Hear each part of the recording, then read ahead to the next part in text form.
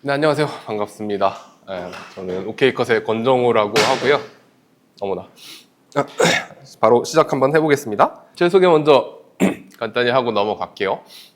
저 이제 한 13년 정도 영상 제작자로 활동하고 있고요.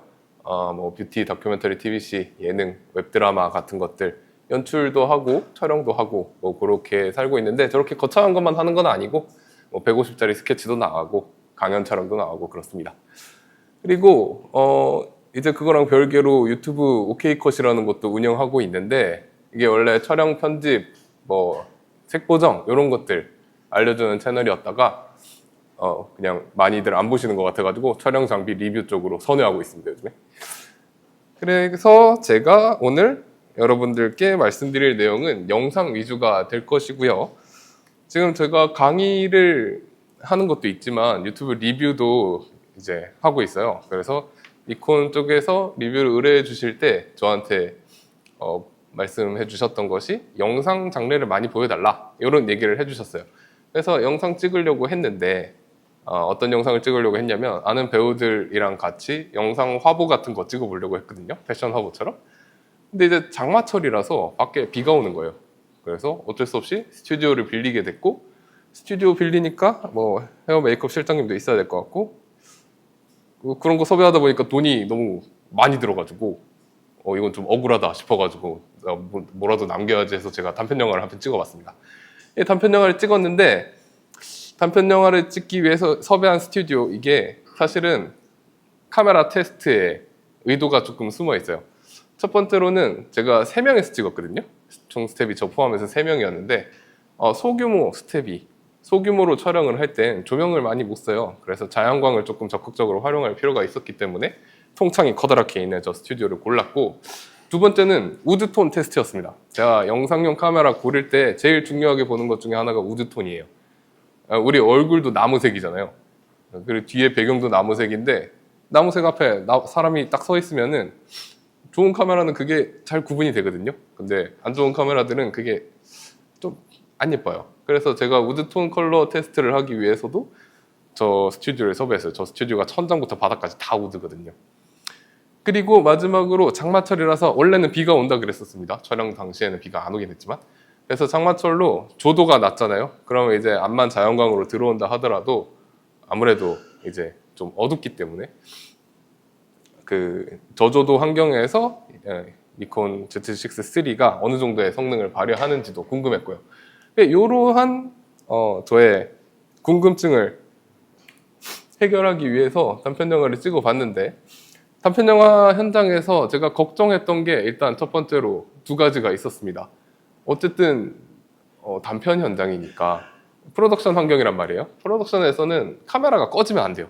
처음부터 끝까지 계속 켜져 있어야 돼요. 밥 먹으러 갈 때도 켜놓고 갑니다. 저는 모니터 다 띄워놓고 가요. 그래서 현장에서 제가 8시간 동안 공간을 렌탈했기 때문에 8시간 동안 HDMI 포트로 모니터 신호도 출력돼야 되고, 카메라 자체도 돌아가야 되고, 헤드폰 마이크 잭 다 꽂혀 있고, 그 상태로 LCD도 보통 저렇게 덮어놓게 되거든요.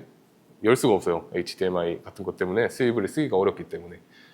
그래서 저런 상황에서도 8시간 동안 아무런 문제가 발생하지 않았고, 그래서 물론 영상 촬영은 8시간이면 긴 시간은 아니에요. 그죠? 막 24시간씩도 찍고 하는데, 어쨌든 최소한 8시간 정도는 안정성이 담보된다 라고 말씀드릴 수 있겠고요. 두 번째는 발열도 조금 걱정이었어요. 처음 카메라 잡아봤는데 너무 조그만 거예요.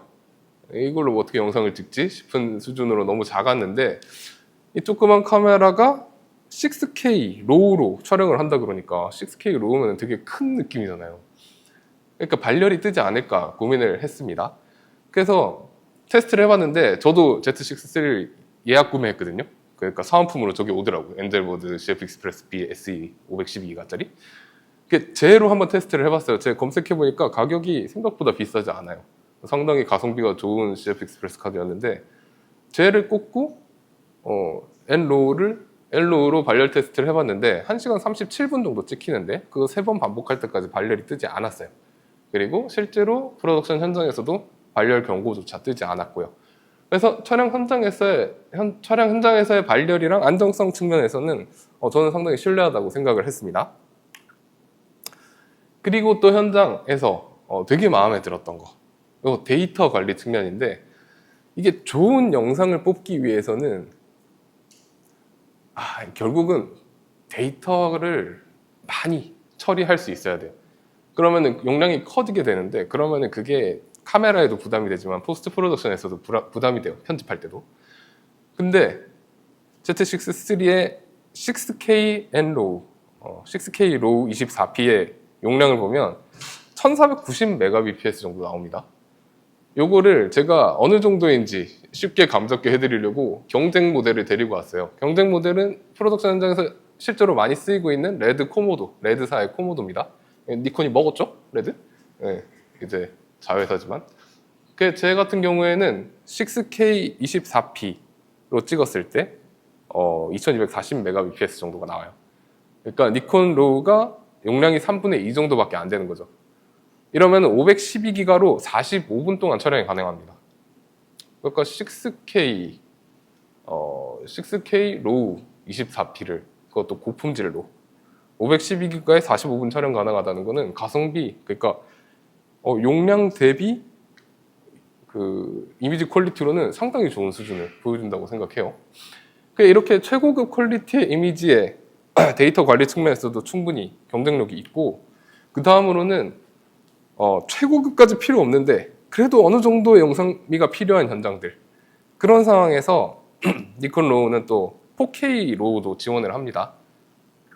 4K의 N로우도 촬영이 가능한데 4K N로우의 24p의 용량을 보면 340Mbps 정도가 돼요.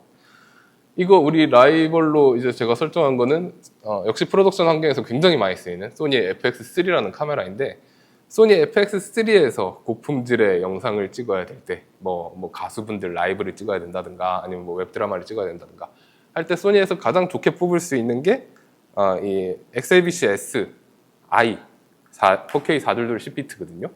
이때 24p가 240Mbps 정도 합니다. 그럼 니콘 로우의 4K 24p가 소니에 비해서 한 데이터가 40% 정도 높긴 해요. 더 많이 먹긴 하는데 니콘 거는 12비트 로우란 말이에요. 그러니까 10비트 로그 파일이랑 비교가 안 돼요. 영상 품질 측면에서. 그러니까 영상 품질 대비 용량은 굉장히 경쟁력 있는 모습을 보여줬다. 이게 어느 정도냐면 512기가짜리 CF 익스프레스 B카드 하나로 3시간이 촬영이 가능합니다. 저는 이런 걸 어느 상황에서 쓰냐면 이제 촬영 시간은 긴데 이미지 퀄리티는 좋아야 된다라고 하시는 클라이언트 분들이 있어요. 대표적으로 공연 같은 것들, 그런 거 찍을 때 쓰면 굉장히 좋겠다는 생각을 했습니다. 그리고 또 단편 찍으면서 도움을 많이 받았던 거, 첫 번째로 EBF. 이제 EBF 스펙이 너무 좋죠. 576만 도트에 4000 칸델라 퍼 제곱미터, DCI P3 지원. 이게 화소, 밝기, 색역, 배율 전부 다 동급 타사 대비 최고의 스펙을 가지고 있고요. 배율까지도 좋아요. 그래서 되게 크게 잘 보입니다. 이게 밝기가 좋으니까 우리 뷰파인더를 눈에 대면은 바닥에서 들어오는 반사광 때문에 안에 보기가 힘든 애들이 있어요. 뷰파인더가 안 좋은 경우에는. 근데 얘는 밝기가 너무 좋으니까 뭐 시멘트 바닥에서 찍어도 진짜 불편함 없이 찍을 수가 있었고요. 또 영상 촬영할 때 이제 왜 그런 인식이 생겼는지 모르겠지만, 영상은 LCD를 보고 촬영한다고 생각하시는 분들이 많은데 원래도 영상을 룩배 보고 많이 했거든요. 옛날에 뭐 우리 뉴스 기자님들 보면은 눈에 이렇게 받고 보잖아요. 그래서 저는 EBF 보는 게 되게 익숙해요. 그래서 미러리스 쪽으로 영상이 넘어왔을 때도 EBF를 굉장히 좋아하는 사람이었는데, 핸드헬드 동영상 찍을 때도 EBF가 굉장히 좋습니다. 우리 사진 찍을 때도 이렇게 찍잖아요. 이렇게 하면은 아무래도 흔들림 방지도 되고 파지가 딱 이렇게 붙으니까. 영상도 마찬가지예요. 핸드헬드를 할 때 우리 여기 눈 쪽에 뷰파인더를 딱 붙여주면은 지지대는 면적이 커져가지고 핸드헬드가 훨씬 안정적으로 돼요. 그때 뷰파인더가 구리면 좀 찍기 싫을 텐데 이 카메라 같은 경우에는 EBF가 워낙 좋아가지고 촬영 경험적인 측면에서 아주 훌륭했고요. 그리고 LCD도 동급 경쟁작 대비 최고입니다. 일단 사이즈가 커요. 사이즈가 3.2인치. 3인치랑 3.2인치는 꽤나 차이가 납니다. 그래서 큰 LCD 스크린의 크기도 너무 좋고, 그리고 210만 도트라는 것도 경쟁작 대비 가장 좋죠. 그러니까 사실은 조그마한 화면이라서 크게 티가 안 날 수는 있지만 어쨌든 화소가 높으면은 더 선명하잖아요. 그리고 제가 Z8부터 니콘 카메라를 써봤는데 그 이전의 니콘 카메라는 어떤지 모르겠지만 Z8부터 써본 니콘 카메라들은 일단 컬러 표현이나 명부, 안부 표현이 너무 좋더라고요. 특히나 명부 날아가는 현상이 있는 LCD 스크린 가진 카메라들이 많은데 상당히 표현 잘해줍니다. 그래서 LCD 스크린의 품질도 너무 좋아서 저도 이제 이번 단편에서 외장 모니터로 HDMI 아웃을 해서 촬영을 했음에도 불구하고 컬러 체크할 때는 니콘의 카메라에 달린 LCD를 보고 촬영을 했어요. 그리고 단편 현장에서 이제 AF랑 손떨방이 정말 많은 걸 바꿔놨죠. 그 전에 AF 맞추려면은 뭐 포커스 풀러 데리고 와가지고 렌즈 갈 때마다 캘리 해야 되고 상당히 번거롭거든요. 근데 이제 AF가 딱 되니까 정말 편하게 촬영을 할 수 있어요. 특히나 지금 저 왼쪽에 화면 보시면은 f1.2로 클로즈업 찍고 있죠. 요거 수동으로 하려면 얼마나 스트레스 알겠어요. 그러니까 막 포커스 풀러한테 시키면은 나 안 해 이럴 수도 있어요. 근데 얘는 안 한다는 말 못 하잖아. 시키면 해야지. 그러니까 f1.2로 클로즈업 오토포커스를 시켜도 굉장히 잘 해냅니다. 거기에 니콘의 AF는 독특한 게 영상 전용 AF 모드가 따로 있어요. AF F 모드라고. 이 AF F 모드는 AFC랑은 살짝 달라요. AFC는 어쨌든 움직이는 피사체를 빨리 쫓아가는데 목적이 있는 건데 AF F 모드는 천천히 쫓아갑니다. 조금. 그러니까 영상은 중간중간 포커스가 안 맞는 부분이 있어도 그렇게 어색하지 않아요. 사진처럼 연사 찍을 때마다 다 맞아야 되는 게 아니거든. 그래서 이 AF F 모드의 튜닝을 살짝 그렇게 해놓은 것 같은데 굉장히 만족스러워요. 되게 부드럽게 사람이 하는 것처럼 포커스가 이루어지는 경우가 많았어요. 그리고 두 번째는 저조도 포커스가 상당히 좋았어요. 이게 사진에서 저조도 포커스 좋다고 영상에서도 좋진 않거든요. 근데 이 카메라는 그리고 보통 그걸 스펙에 잘 표기를 안 해줘가지고 써보기 전에는 알기도 힘들어요. 근데 어쨌든 이 카메라는 이번 영상이 어두운 곳에서 찍은 데다가 역광 촬영도 많았는데 포커스 검출 능력이 아주 좋았다. 이렇게 말씀드릴 수 있겠습니다. 그래서 이렇게 AF가 있으니까 이제 소규모 영상 촬영에서 제가 할 수 있는 것들이 많아지죠. 달리도 밀 수 있고 클로즈업 촬영도 할 수 있고 핸드헬드도 할 수 있고.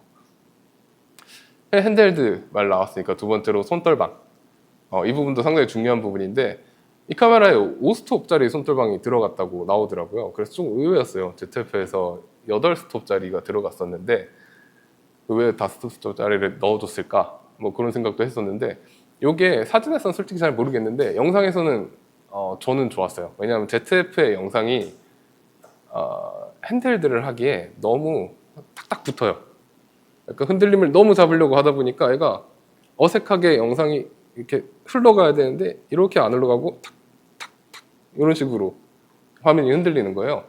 그런 측면에서 오스톱의 손떨방이 훨씬 나았고 또 노말이랑 스포츠 모드가 있어요. 이게 제 니콘 입문할 때 이 두 개가 너무 궁금해가지고 엄청 열심히 찾아봤는데 못 찾겠더라고요. 혹시 아시는 분이 있으면 나중에 한번 설명 좀 해주세요. 어쨌든 이 노말이랑 스포츠 모드라는 게 있는데 영상에서는 노말 모드로 하면 아까 말씀드렸던 이렇게 착착 붙는 현상이 조금 있고 스포츠 모드로 하면 조금 부드러워요. 그래서 저는 이제 Z6-3로 핸드헬드를 할 때 스포츠 모드를 씁니다. 그래서 이렇게 나눠져 있는 것도 되게 좋아요. 근데 손떨방을 할 때도 가만히 있으면 좋겠는 상황도 있잖아요. 그때는 노말 쓰는 게 좋은 것 같아요. 그러니까 이렇게 손떨방이 잘 되어 있으니까 뭐 사이드 핸들, 탑 핸들 정도만 있으면 핸드헬드가 굉장히 원활하게 되고 심지어 그럼 뭐 아무것도 없더라도 핸드헬드 하는데 큰 문제가 없었어요. 그리고 또 기타 동영상 촬영할 때 장점들. 일단 렌즈 너무 마음에 듭니다. 제가 이번 단편 같은 경우에는 50mm f1.2 렌즈 저거를 거의 80% 정도 썼는데 저건 제가 사진 찍을 때나 영상 찍을 때나 거의 진짜 제일 좋아하는 렌즈거든요. 영상 같은 경우에는 엄청 쨍한 선회도가 생각보다 중요하지 않아서 발색이라든가 배경 흐림이라든가 뭐 이런 것들이 더 중요한데 이 니콘에서 나오는 그 덩치 큰 렌즈들 있잖아요. 그 렌즈들이 느낌들이 다 너무 좋아요. 그래서 영상 찍을 때는 정말 엄청나게 적합하고 쟤들이 샤프하지 않다는 뜻이 아니라 느낌이 좋다는 말씀을 드리는 거예요. 그리고 두 번째로는 동영상 촬영 인터페이스가 되게 좋아요. 동영상 촬영하다 보면은 설정들을 계속 체크하면서 우리가 촬영을 하게 되거든요. 그러니까 한 화면 안에 얼마나 그 정보들이 잘 정리되어 있는지가 중요한데 니콘은 생각보다 굉장히 잘 해놨더라고요. 저는 동영상 약간 후발주자라는 인식이 있어가지고 좀 복잡할 줄 알았는데 상당히 깔끔하게 정리가 잘 되는 모습이에요. 그리고 제일 중요한 거, 그 인터페이스가 HDMI로 출력이 됩니다.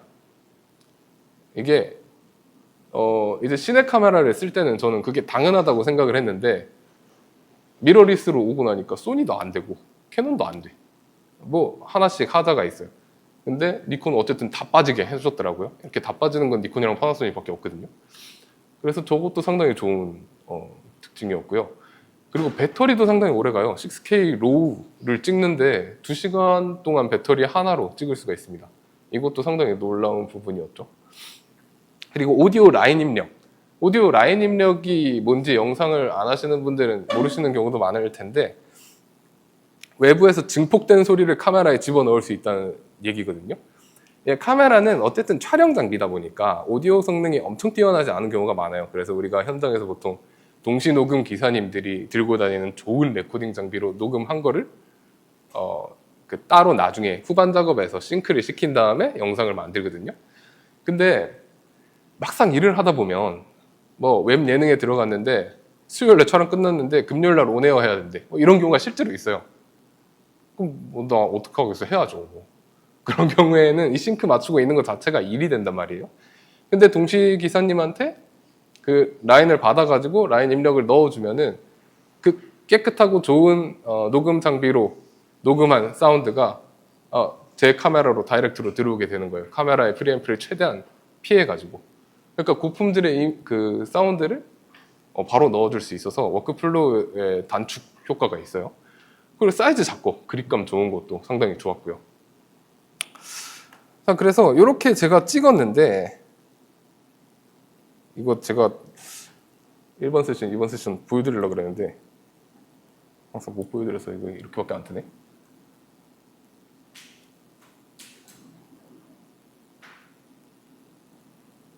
소리가 안 나오네요.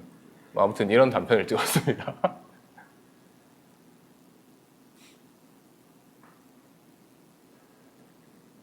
제가 다음에 유튜브에 한번 올려드릴 테니까 봐주시면 좋을 것 같고, N로우, 지금 제가 보여드리는 화면이 니콘 6K N로우 24P로 찍은 화면들인데 원본이에요. 보정을 하나도 안 한 클립들입니다.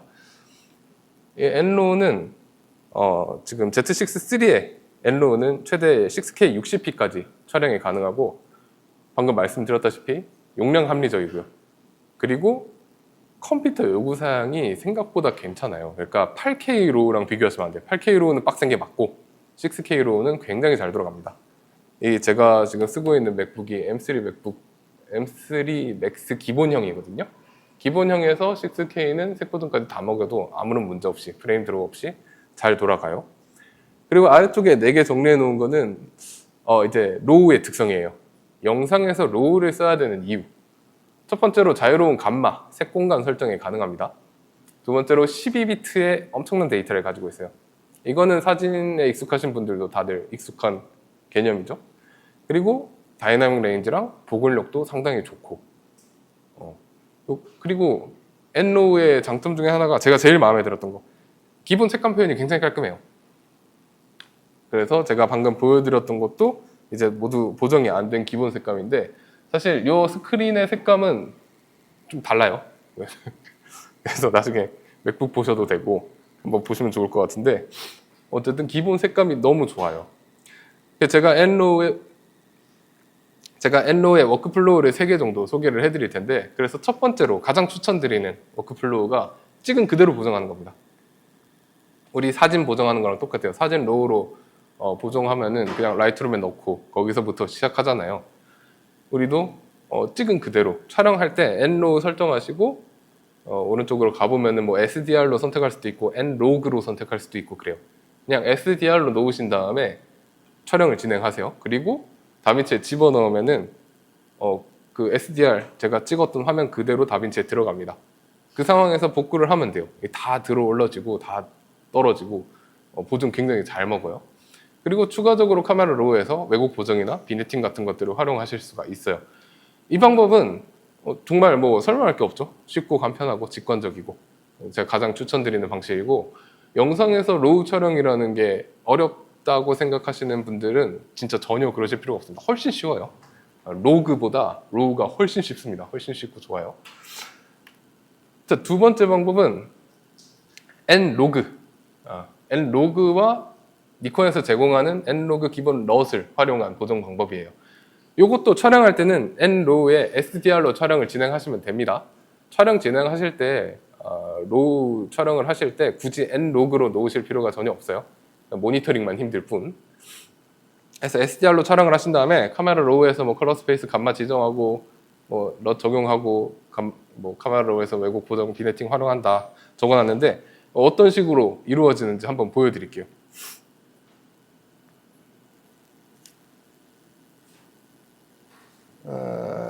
제가 보여드릴 이미지가 이런 이미지예요.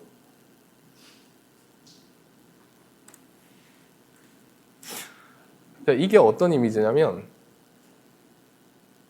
제가 카메라에서 찍었던 그대로 다빈치에 올리면 이렇게 돼요. 제가 첫 번째로 설명해 드렸던 워크플로우 있죠? 원본 그대로 이제 보정을 해라. 이게 원본인데 지금 보면 안부가 굉장히 깔려 있죠?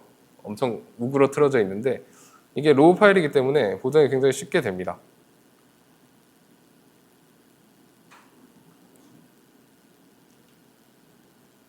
지금 저게 화면에서 이게 뭐 날라 보이고 그럴 수가 있는데 그걸 보지 마시고 여기 밑에 퍼레이드를 한번 보시면은 전혀 끊어지는 거 없고 전혀 더듬거리는 거 없죠. 그러니까 이게 개조가 다 살아있는 거예요. 이렇게 과한 보정을 해도 여기서 이만큼 거의 2배가 뛰는 보정을 해도 아무 문제 없이 개조가 잘 유지되는 게 이 로우의 특장점이에요. 그래서 이 워크플로우를 가장 추천드리지만 두 번째로 설명드리는 건 로그를 활용하는 거잖아요. 그거는 어떤 식으로 하는 거냐면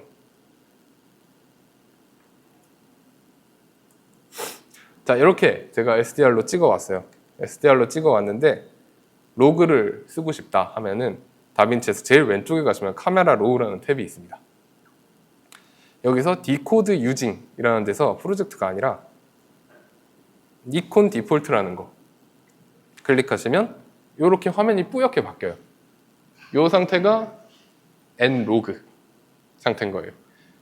그러니까 니콘 디폴트가 이런 이미지니까 우리는 N로우라는 파일이 12비트 로우라는 건 알고 있는데 그게 어떤 식으로 베이크 되는지는 모르지만 N로그, 그러니까 로그 베이크 로우다. 좀 어려운 얘기긴 한데 아무튼 좋은 로우다라고 보시면 됩니다. 이 N로그 화면이 됐으면 여기에다가는 럿을 먹여줘야 돼요. 럿을. 그래서 그 다음 노드를 하나 만들고 니콘에서 제공하는 럿을 먹이면 되는데 이걸 압축을 풀면 이렇게 많이 나오는데 ZF나 Z8 럿을 먹이시면 돼요. 그럼 ZF 럿을 먹이면 바로 이렇게 럿을 먹인 이미지가 완성이 됩니다. 아까 SDR 기본 화면에 비해서 좀 밝고 화사해졌죠? 럿은 기본 이미지보다는 조금 밝은 데서 이제 보정 스타트점을 만들어주는 특징이 있습니다. 그리고 눈썰미 좋으신 분들은 아마 조금 눈치채셨을 텐데 이걸 끄고 이게 니콘 디폴트고 이게 제가 찍은 거예요.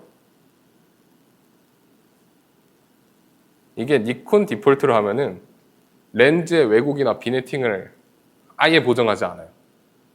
그러니까 내가 렌즈의 왜곡이나 비네팅을 잡고 싶다 하시는 분들은 클립으로 가셔가지고 여기 컬러 스페이스를 REC 2020으로 하시고 감마를 니콘 N 로그로 하신 다음에 밑에 렌즈 디스토션 같은 거를 켜고 끌 수 있어요.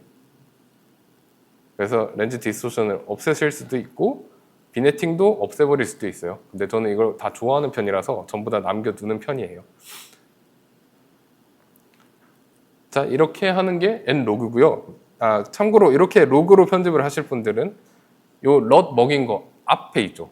앞에 노드에다가 보정을 하시는 게 보정이 훨씬 잘 먹습니다. 여기서부터 보정을 하시는 게 좋아요. 이런 식으로 뒤에다가 하시지 말고.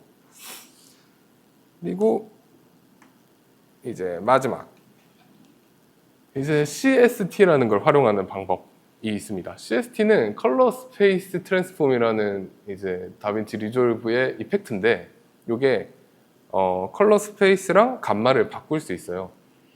그러니까 얘의 특장점은 뭐가 있냐면, 내가 니콘의 Z6-3로 촬영을 하긴 했는데 나는 알렉사 카메라로 촬영하는 게 너무 익숙해. 그래서 로그 C가 익숙해. 이러신 분들이 있을 거 아니에요. 그럼 내가 로그 C 전용으로 만들어 놓은 럭 같은 것도 있을 거고, 그냥 그게 생 먹는 그 과정이 너무 익숙한 장점도 있을 거고. 그러니까 니콘으로 찍었지만 마치 알렉사 로그로 찍은 것 같은 느낌으로 보정을 시작할 수 있는 방법이 있어요. 이게 CST라는 건데, 이것도 보여드릴게요. 네, CST를 하실 거면 아까처럼 여기서 니콘 디폴트를 선택해 주시면 돼요. 그럼 이제 우리 이 화면은 뭐예요? N로그죠, N로그. N로그를 RE로그로 바꿔줄 거예요. 여기서 인풋 컬러 스페이스 트랜스폼이라는 걸 적용하시면 되는데, 여기 보면 막 복잡해 보이지만 위에 있는 4개만 보시면 됩니다. 인풋 컬러 스페이스랑 인풋 감마는 요거 지금 우리가 넣는 이미지, 아웃풋은 내가 나왔으면 하는 이미지. 나는 니콘의 화면을 넣고, 니콘 로우는 뭐예요? REC 2020이에요. 감마는 N로그고요. 이제 이거 어떻게 알 수 있냐고 질문하시는 분들이 있는데 그냥 외우셔야 됩니다. 이런 건 카메라마다 다 달라서. 그 다음에 RE 같은 경우에는 이제 저는 3번 익숙하니까 RE 로그 C 3번으로 바꿔볼게요. 그러면 이렇게 화면이 조금 바뀌었죠? 아까랑 좀 다르죠? 이게 니콘 N 로그고 이게 로그 C예요. 그러면 여기에는 알렉사 럿을 먹여서 보정을 하는 거예요. 이게 알렉사의 럿을 씌운 이미지입니다. 그리고 이것도 마찬가지로 럿 바로 앞에서 보정을 해나가시면 돼요. 자, 어때요? 아까 N로그로 보정한 거랑 느낌이 다르죠? 컬러도 다르고. 그래서 이런 식으로 CST를 활용하셔가지고 보정을 하는 방법도 있습니다. 이런 그 방식의 장점은 기존에 인기 있는 럿들, 그걸 활용하실 수가 있고요. 두 번째로 내가 익숙한 로그로 작업을 하실 수 있어요. 내가 많이 쓰던 걸로. 내가 소니 카메라가 익숙하다 하면 S로그3로 바꿔도 되고, 뭐 내가 파나소닉이 익숙하다 하면 브이로그로 바꿔도 돼요. 그리고 이게 다른 카메라랑 룩 맞출 때도 좋아요. 그러니까 뭐 알렉사 미니의 서브캠으로 Z6-3를 쓴다 그러면은 이제 이런 식으로 CST를 활용해가지고 워크플로우를 맞추는 거죠. 그래서 이렇게 3가지 로우 보정법을 보여드렸고 여기서 끝입니다. 네, 그러면 강의 들어주셔서 감사합니다.